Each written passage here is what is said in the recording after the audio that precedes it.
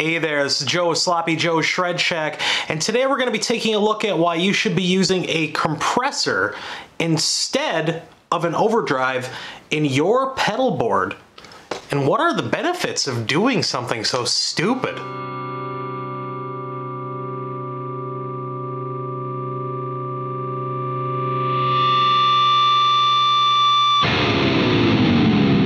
So I have been using a compressor instead of an overdrive with my amplifier for the last about 2 years. I haven't honestly used an overdrive pedal in a long time. Now the reason I use this is because it does the same exact thing that an overdrive does, and it doesn't color your sound as much. So I was using a Ibanez TS9 classic overdrive boost pedal. I was also using a Boss SD1 for a long time, the good old yellow pedal. I think Zach Wild actually used that way back in the day. He may or may not still be using it, or he's using, you know, MXR variants of it. The reason I picked up a compressor was because of a guitarist named Matt Pike.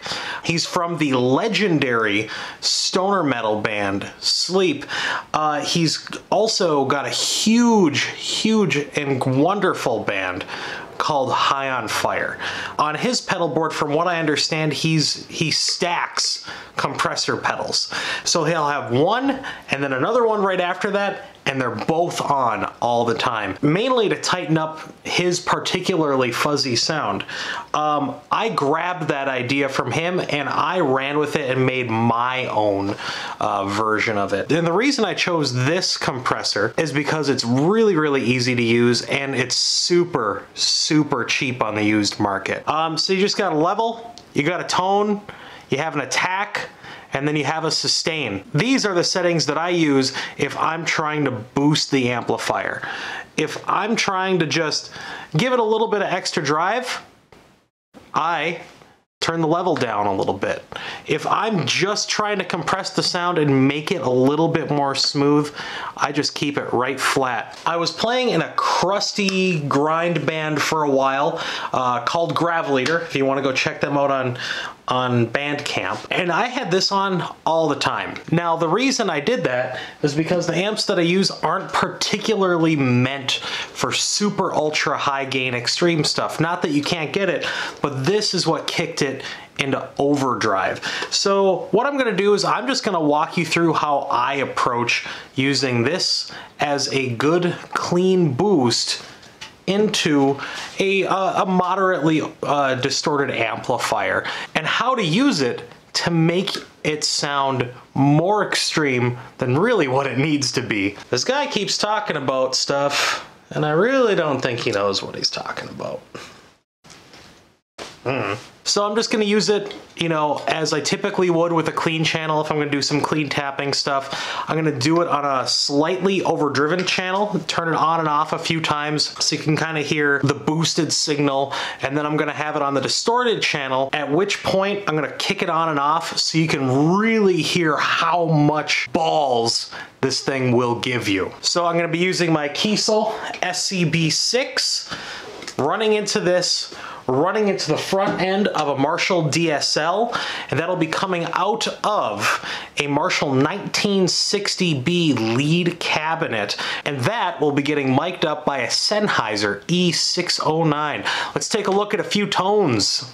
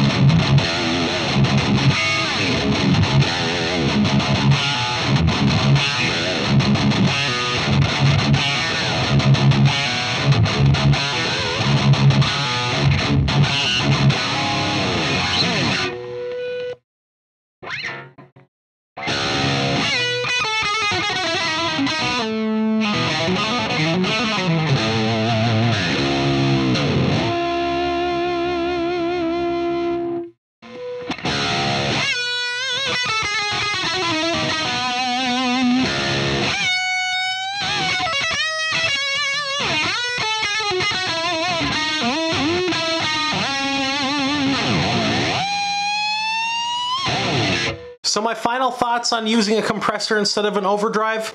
It's a freaking no-brainer, dude. This dude has no brains. For some people, you know, an overdrive is great for boosting, and some people might want to use a compressor then an overdrive, or maybe vice versa. For me, this is all I need. I'm actually going to be upgrading to a Keeley compressor here pretty soon. I'm actually really interested in the Keeley workstation, where it has the, let's think here, it has a compressor, a boost, and an overdrive all in one pedal. That could be really cool for me. I like compact stuff. I don't like big extravagant boards. I like highly functional, very tight boards. And like I was saying, I picked this up on the used market for 40 bucks. I mean, why not? And in the description below, I'll provide a few links to some halfway decently priced compression pedals. Feel free to comment on the video if some of you are like, hey, maybe this would work better for some other people. How about y'all do some self-regulating? I'm all about that. Clearly, the less work that he has to do, the better, because he's a lazy guy.